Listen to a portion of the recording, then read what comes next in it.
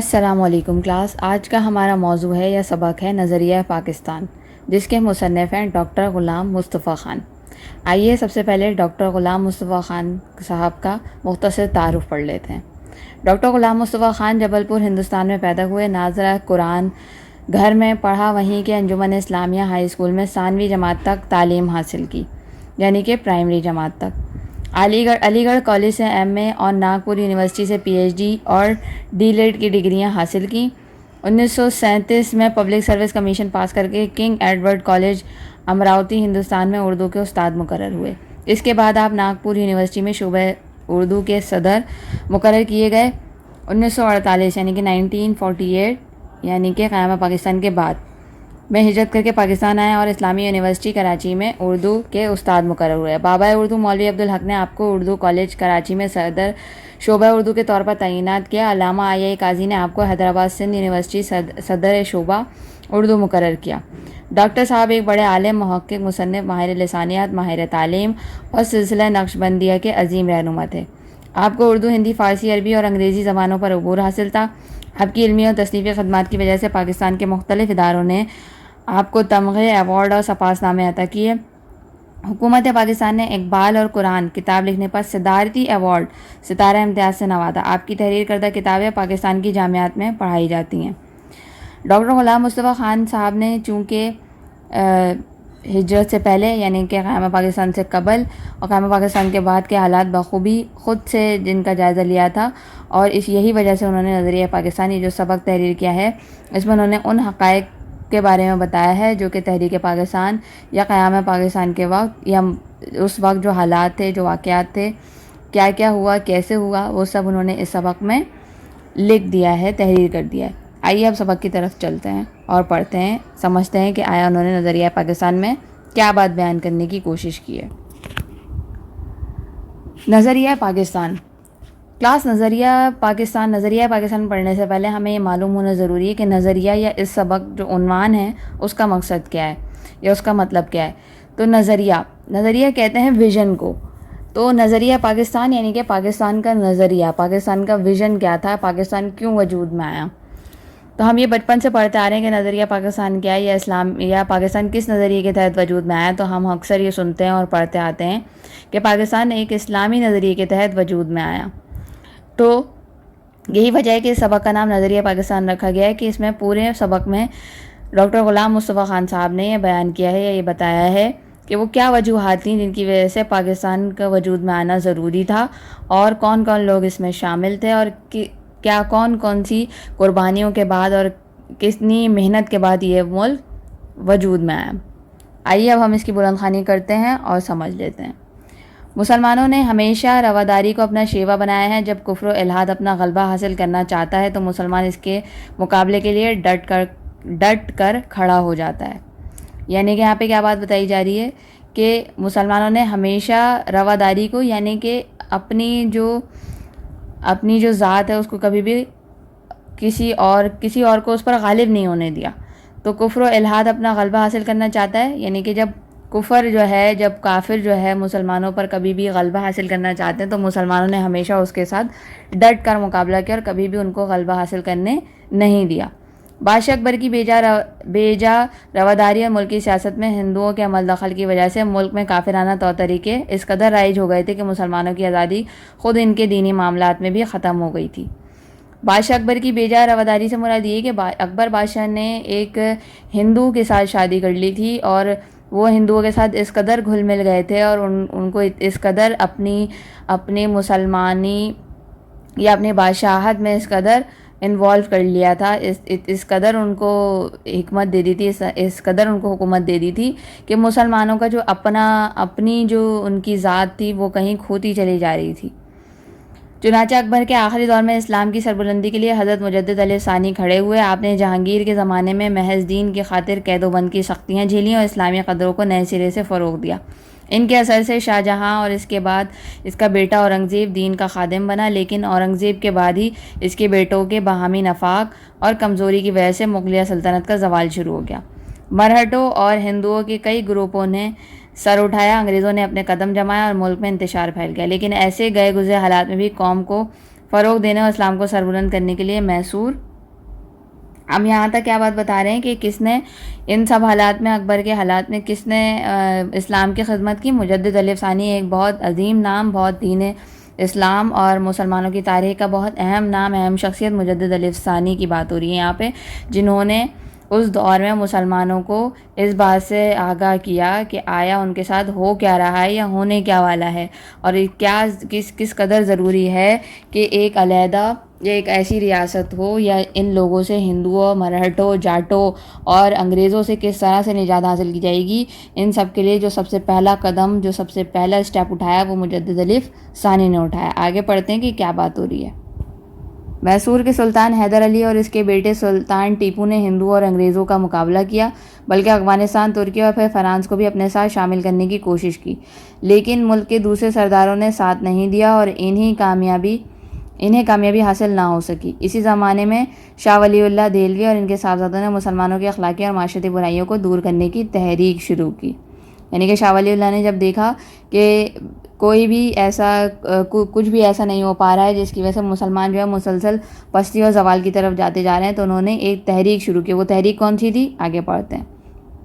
چنانچہ سن 1857 کی جنگ آزادی میں مسلمانوں نے پھر اپنے قدم جمانے کی کوشش کی، لیکن انگریزی اقتدار مستحکم ہو چکا تھا، اس لیے انہیں کامیابی نہ ہو سکی۔ اس زمانے میں سر سید نے مجبوراً انگریزوں سے مفاہمت کو غنیمت جانا اور مسلمان قوم کی اخلاقی اور تہذیبی اصلاح پر توجہ دی، اور ان کے دلوں سے احساس کمتری کو دور کرنے کی کوشش بھی کی۔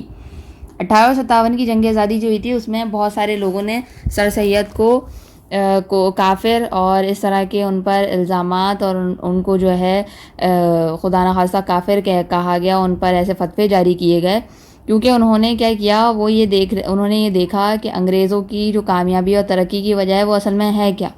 تو وہ در حقیقت کسی نہ کسی طرح یہ جاننے کی کوشش کرتے تھے کہ انگریز ایسے کون سے کام کرتے ہیں کہ جس کی وجہ سے وہ مسلسل ترقی کرتے چلے جا رہے ہیں۔ ٹھیک ہے، تو انہوں نے کیا کیا، یہی دیکھا کہ انگریزوں کی جو سب سے کامیابی کی جو سب سے پہلی وجہ ہے یا سب سے بڑی وجہ ہے وہ ان کی تعلیم ہے۔ اسی تعلیم کو انہوں نے مسلمانوں میں رائج کرنے کی کوشش کی، اور ان کی اخلاقی اور تہذیب، یعنی کہ دینی طور پر اصلاح اور اخلاقی طور پر ان کی اصلاح کی، تاکہ وہ احساس کمتری سے نکل کر ترقی کی طرف آ سکیں۔ سن 1885 میں ہندوؤں نے کانگریس کی بنیاد ڈالی اور ظاہر یہ کیا کہ وہ ملک کی تمام قوموں کو ان کے حقوق دلوائیں گے، لیکن بعد میں پتہ چلا کہ وہ صرف اپنے حقوق کا تحفظ چاہتے تھے۔ اب سب سے پہلے کانگریس سے پہلے، یعنی کہ مسلم لیگ سے پہلے کانگریس کا نفاذ ہوا تھا، بنیاد ڈالی گئی تھی جو کہ انگریزوں نے ڈالی تھی، اور اس بنیاد پر ڈالی تھی کہ وہ مسلمانوں سب کو جو جتنی بھی قومیں آباد ہیں ان کو ان کے حقوق دلوائیں گے، لیکن ایسا نہیں ہوا۔ انہوں نے مسلمانوں کو ان کے کاروبار سے بھی محروم کرنے کی کوشش کی، اور وہ سرکاری ملازمتوں پر بھی قابض ہو گئے۔ نیز انہوں نے مسلمانوں کی مشترکہ زبان اردو کے مقابلے میں ہندی کو قائم کر دیا۔ اب انہوں نے سب سے پہلا کام کیا کیا کہ ہمیں ہماری زبان سے ہٹانے کی کوشش کی اور ہٹا دیا، اور اس کے بجائے کیا کیا، انہوں نے ہندی کو، یعنی کہ ہندوؤں کی جو زبان ہے ہندی، اس کو قائم کر دیا سرکاری زبان۔ سر سید نے مسلمانوں کو ہندوؤں کی اس کانگریس اور ان کی سیاست سے علیحدہ کرنے کی کوشش کی۔ پھر سر سید کے ایک رفیق نواب محسن الملک نے سن 1906 میں کل ہند مسلم لیگ کے نام سے مسلمانوں کی ایک الگ تنظیم کی بنیاد ڈالی۔ ٹھیک ہے، اب بہت سارے مسلمان بھی تھے جو ہندوؤں اور انگریزوں کی جو کانگریس ہے اس کا حصہ بن چکے تھے، اور وہ مسلسل ان کے رنگ میں رنگتے چلے جا رہے تھے۔ تو سر سید نے اس پر دوسرا اسٹیپ اٹھایا، اور نواب محسن الملک کے ساتھ مل کر 1906 میں ایک اپنی جماعت بنائی جس کا نام کیا تھا، آل انڈیا مسلم لیگ۔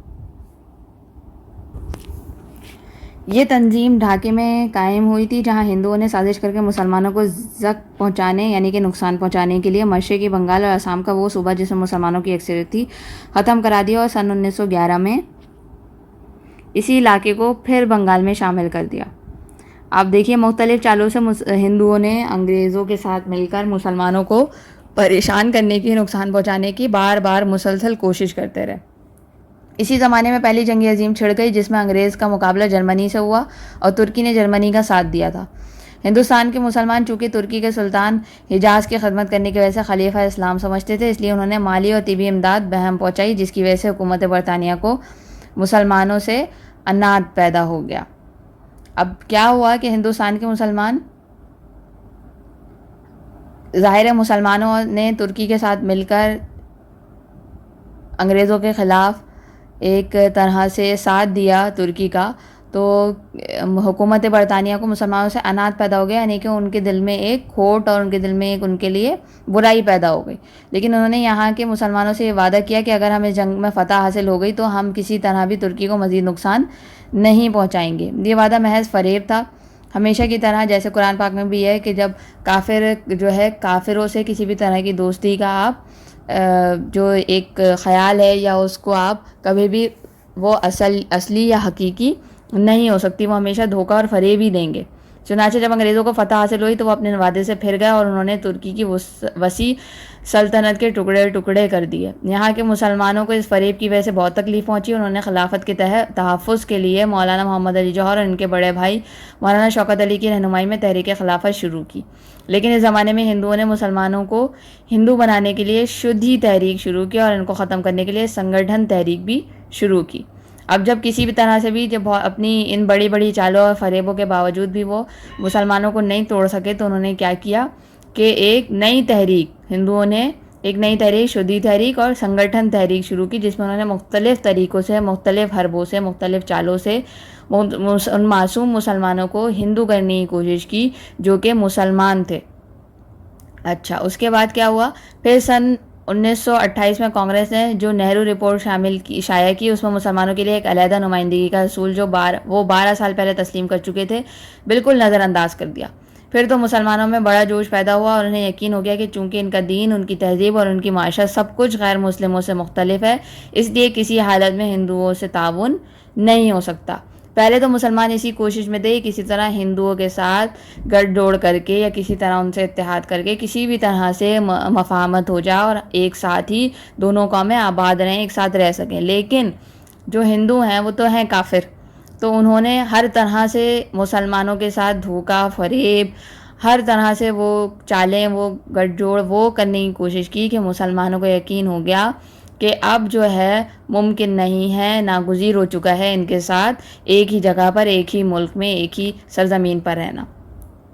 اس کے بعد چنانچہ سن 1930 میں مسلم لیگ کے الہ آباد والے جلسے میں علامہ اقبال نے مسلمانوں کے علیحدہ وطن پاکستان بنانے کی تجویز پیش کی۔ اب ہم یہ بار بار پڑھتے ہیں کہ علامہ اقبال نے خواب دیکھا، بھائی جو ان کا خواب تھا در حقیقت وہ ان کی یہ تحریک تھی، یا وہ ان کی یہ جو الہ آباد والا خطبہ تھا وہ تھا کہ انہوں نے مسلمانوں کو باقاعدہ صاف صاف لفظوں میں اس بات سے آگاہ کیا کہ اب وہ ایک علیحدہ قوم، علیحدہ معاشرت، علیحدہ مذہب رکھنے والے لوگ ہیں اور ان کے لیے ضروری ہے کہ وہ ایک علیحدہ وطن، ایک علیحدہ ایسی ریاست حاصل کریں جہاں وہ دین اسلام کے اصولوں کے تحت زندگی گزار سکیں اور انہیں کوئی بھی اس پر روک ٹوک اور پابندی کا سامنا نہ کرنا پڑے۔ 4 سال کے بعد جب قائد اعظم محمد علی جناح نے مسلم لیگ کی صدارت کا مستقل عہدہ قبول کیا تو انہوں نے اس تجویز کو عملی جامہ پہنانے کی کوشش کر دی۔ آخرکار 23 مارچ سن 1940 کو انہوں نے لاہور کے اجلاس میں واضح طور پر اعلان کر دیا کہ جن علاقوں میں مسلمانوں کی اکثریت ہے وہاں ایک آزاد مسلم ریاست قائم کی جائے۔ اس اعلان کو قرارداد پاکستان کہتے ہیں، جس کی روح سے مسلمانوں کی آزاد اور خود مختار حکومت قائم کرنے کا فیصلہ ہوا۔ در حقیقت جو بنیاد ہے پاکستان بننے کی، یا جو تسلیم کیا گیا پاکستان کو 1940 میں 23 مارچ کو کر لیا گیا تھا، کیونکہ یہ بات مان لی گئی، ہندوؤں نے یہ بات مان لی کہ ہاں بھائی ٹھیک ہے، مسلمانوں کی اکثریت والے ممالک کو اکثریت والے علاقوں کو ایک علیحدہ ریاست بنا دیا جائے جہاں پر مسلمان آزادی کے ساتھ اپنی زندگی بسر کر سکیں۔ ہندوؤں نے اور انگریزوں نے اس بات کو تسلیم کر لیا۔ یہاں یہ سمجھ لینا ضروری ہے کہ دنیا میں قومیت کی تشکیل کے 2 بنیادیں ہیں، ایک وہ جو مغربی مفکرین نے قائم کی ہے، دوسری وہ جو رسول مقبول صلی اللہ علیہ وسلم کی قائم کی ہوئی ہے۔ اب آخری پیراگراف میں یعنی کہ بالکل اینڈنگ پہ سبق کے مصنف کیا بات سمجھا رہے ہیں کہ دنیا میں قومیت یعنی کہ جب قومیں بنتی ہیں نا تو اس کی تشکیل کے 2 طریقے ہوتے ہیں۔ ایک طریقہ وہ ہے جو مغربی مفکرین یا مغربی اسکالرز جنہیں آپ کہہ لیں انہوں نے بیان کی ہے، اور دوسری ہمارے پیارے نبی صلی اللہ علیہ وسلم نے جو بیان کی ہے وہ۔ اب پڑھتے ہیں کہ پہلی اور دوسری میں کیا فرق ہے اور دونوں کیا ہیں۔ اہل مغرب نے خاندانی، نسلی اور قبائلی بنیادوں میں ذرا وسعت پیدا کر کے قومیت کی بنیادیں جغرافیائی حدود پر استوار کی اور کہا کہ قوم وطن سے بنتی ہے۔ کیا کہا اہل مغرب نے کہ خاندانی یعنی کہ فیملی، نسلی، کاسٹ، قبائلی یعنی کہ قبیلے اگر ہوں یا بہت سارے کاسٹ، اور کیا کہتے ہیں اسے مطلب بہت سارے لوگ جب ایک ساتھ رہ رہے ہوں، ایک جگہ پر رہ رہے ہوں، ایک ہی خاندان کے ایک ہی نسل سے تعلق رکھتے ہوں، اور اس میں ذرا وسعت پیدا کرے قومیت کی، یعنی کہ جغرافیائی ایک ہی علاقے میں جب بہت سارے لوگ ایک ہی فیملی سے، ایک ہی علاقے سے، ایک ہی نسل سے تعلق رکھتے ہوں، تو وہ کیا ہو جائیں گی؟ ایک قوم بن جائے گی۔ قوم وطن سے بنتی ہے، یعنی کہ انہوں نے کہا کہ قوم کس سے بنتی ہے؟ وطن سے بنتی ہے۔ اس نظریے کی وجہ سے دنیا کے انسانوں کے درمیان تباہی کا جو دروازہ کھلا وہ 2 عالمی جنگوں کے ہونے سے بخوبی ظاہر ہے۔ ٹھیک ہے، یعنی کہ 2 عالمی جنگیں جو ورلڈ وارز ہوئیں، 2 ورلڈ وارز جو ہوئی ہیں، اس سے یہ ثابت ہو گیا کہ جو مغربی مفکرین کا جو فلسفہ تھا بھائی، یہ تو بالکل ایک طرح سے ناکام ہو چکا ہے۔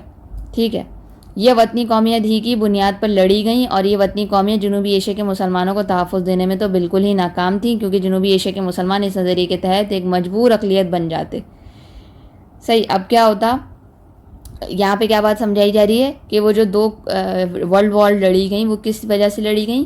وطنی قومیت، یعنی کہ وطنی قومیت کی وجہ سے لڑی گئیں۔ ٹھیک ہے، یعنی کہ نیشنل جو ان کی ڈویژن تھی اس کی وجہ سے وہ لڑی گئیں، کہ وہ ایک ہی رنگ و نسل خاندان سے تعلق رکھتے تھے اور ایک ہی جگہ پر رہ رہے ہوتے۔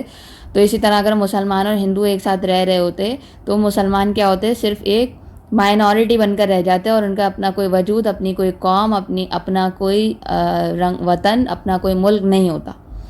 قومیت کی دوسری بنیاد وہ ہے جو رسول مقبول صلی اللہ علیہ وسلم نے ملت اسلامیہ کی تشکیل کرتے وقت قائم فرمائی، جو مغرب کے تصور قومیت سے جدا ہے۔ جیسے کہ علامہ اقبال نے بھی فرمایا، اپنی ملت پر قیاس اقوام مغرب سے نہ کر، خاص ترکیب میں قوم رسول ہاشمی، ان کی جمعیت کا ہے ملک و نسب پر انحصار، قوم مذہب سے ہے، مذہب سے مستحکم ہے جمعیت تیری۔ یعنی کہ آپ صلی اللہ علیہ وسلم نے کیا بات فرمائی کہ مسلمانوں کی قومیت کی ایک نظریاتی قومیت ہے جو لا الہ الا اللہ پر قائم ہے، یعنی کہ مسلمان اگر کہیں پر بھی ایک جگہ ہوں گے، یکجا ہوں گے، ایک ساتھ رہ رہے ہوں گے، تو وہ رنگ و نسل یا ایک خاندان کی بنیاد پر نہیں ہوں گے، بلکہ ایک نظریاتی قومیت لا الہ الا اللہ، یعنی کہ اللہ ایک ہے اور آپ صلی اللہ علیہ وسلم اللہ کے رسول ہیں، اس بنیاد پر ایک دوسرے کے ساتھ رہ رہے ہوں گے۔ یعنی یہ کہ نسل، رنگ اور وطن کی بنیاد پر نہیں، بلکہ ایک نظریے، ایک عقیدے، ایک کلمے کی بنیاد پر وجود میں آئی ہے، اور اس نظریاتی پہلو کو نمایاں کرنے کے لیے اسے ملت کہا گیا ہے۔ اسی نظریاتی قومیت میں ہر نسل، ہر رنگ اور ہر جغرافیائی خطے کے لوگوں کے لیے جگہ ہوتی ہے، اور حقیقت یہ ہے کہ جنوبی ایشیا کے مسلمان، جن میں ہر نسل، رنگ اور مختلف جغرافیائی خطوں کے لوگ شامل تھے، ان کو ایک ایسی قوم کے ماتحت اقلیت بن کر رہنا منظور نہ تھا جو اسلامی قومیت کے برعکس ذات پات، چھوت چھات اور بت پرستی کے بندھنوں میں جکڑی ہوئی تھی۔ چنانچہ انہوں نے اپنی جداگانہ قومیت یعنی اسلامی قومیت کی بنیاد پر اپنے لیے ایک جدا وطن کا مطالبہ کیا، جس میں وہ اپنے عقیدے، اپنے نظریہ زندگی، اپنے طرز معاشرت کے مطابق زندگی بسر کر سکیں، اور ایک مسلمان کی حیثیت سے دور جدید کے چیلنج کا مقابلہ کر کے اپنے مستقبل کو سنوار سکیں۔ ہمیں اس بات کو بھی اچھی طرح ذہن نشین کر لینا چاہیے کہ نظریہ پاکستان میں اسلامی زندگی اور قدروں کا تصور بنیادی حیثیت رکھتا ہے۔ اخوت، مساوات، عدل، دیانت، خدا پرستی، انسانی ہمدردی اور عظمت کردار کے بغیر نظریہ پاکستان کو فروغ نہیں ہو سکتا۔ نظریہ پاکستان کا مقصد محض ایک حکومت قائم کرنا نہیں تھا، کیونکہ مسلمانوں کی حکومتیں ایشیا اور افریقہ میں پہلے سے موجود تھیں۔ نظریہ پاکستان کا مقصد اسلامی اصولوں کی ترویج و اشاعت اور اہل عالم کے لیے مثالی مملکت کا نمونہ فراہم کرنا ہے۔ پاکستان قائم کرنے کا فیصلہ ہندوؤں کو بہت ناگوار گزرا۔ انہوں نے پوری کوشش کی کہ یہ مملکت قائم نہ ہونے پائے۔ ان کے پاس دولت اور طاقت تھی، جنوبی ایشیا میں ان کی اکثریت تھی، لیکن چونکہ قیام پاکستان کا مطالبہ حق اور انصاف پر مبنی تھا، اس لیے حکومت برطانیہ کو مجبور ہونا پڑا، اور قائد اعظم محمد علی جناح کی پرخلوص قیادت، مسلمانوں کے یقین، اتحاد اور عمل پہم کی وجہ سے 14 اگست سن 1947 کو پاکستان محرز وجود میں آ گیا۔ پاکستان نے اپنے قیام سے اب تک بڑی ہی ترقی کی ہے، اور اس کا شمار دنیا کے اہم ملکوں میں ہوتا ہے۔ اگر ہم یہ چاہتے ہیں کہ پاکستان اور زیادہ ترقی کرے اور ہمیشہ ترقی کرے، تو ہمیں نظریہ پاکستان کو ہر وقت پیش نظر رکھنا پڑے گا۔ اس کی بدولت ہم پاکستان کو زیادہ مستحکم اور شاندار بنا سکیں گے۔ نظریہ پاکستان کا مقصد پاکستان کو ایک اسلامی اور فلاحی مملکت بنانا ہے۔ ہمیں ایسا کوئی قدم نہیں اٹھانا چاہیے جس کی وجہ سے خدا اور اس کے رسول صلی اللہ علیہ وسلم کے سامنے شرمندہ ہونا پڑے۔ ہمارا جینا اور مرنا پاکستان کے لیے ہونا چاہیے۔ قومی مفاد کے سامنے ذاتی مفاد کو دل سے نکال دینا چاہیے۔ ہر قسم کی گروہ بندی سے بالاتر ہو کر تمام پاکستانیوں کی فلاح و بہبود کی کوشش کرنا، نظریہ پاکستان کو فروغ دینا ہے۔ اگر ہم نے نظریہ پاکستان کو پیش نظر رکھا اور اپنی سیرت اور کردار کو اس کے مطابق ڈھالنے کی کوشش کی، تو دنیا کی دوسری قوموں میں بھی ہمیں امتیاز حاصل ہو کر ہم اسلامی اصولوں کی روشنی میں پاکستان کو توانا، مستحکم، شاندار اور پرعظمت بنانے میں پوری طرح کامیاب ہوں گے۔ یعنی کہ آخر میں مصنف نے ہمیں یہ بات سمجھائی ہے کہ ہمیں نظریہ پاکستان کو یاد رکھنا چاہیے، نہیں کہ ہمیں یہ بات یاد رکھنی چاہیے کہ پاکستان ایک اسلامی نظریے کے تحت وجود میں آیا ہے۔ اگر ہم ایسا نہیں کریں گے تو ہم آخرت میں سرخرو نہیں ہو سکتے۔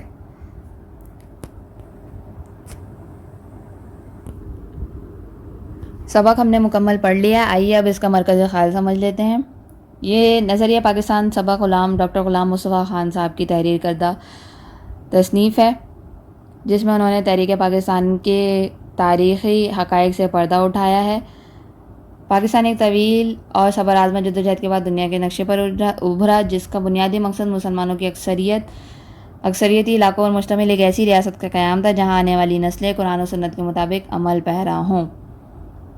اس نظریے کی بقا، سلامتی اور تحفظ ہمارا نصب العین ہے۔ جو قومیں ماضی کو بھول جاتی ہیں وہ نہ حال سے فائدہ اٹھا سکتی ہیں اور نہ ہی مستقبل کی راہ پا سکتی ہیں۔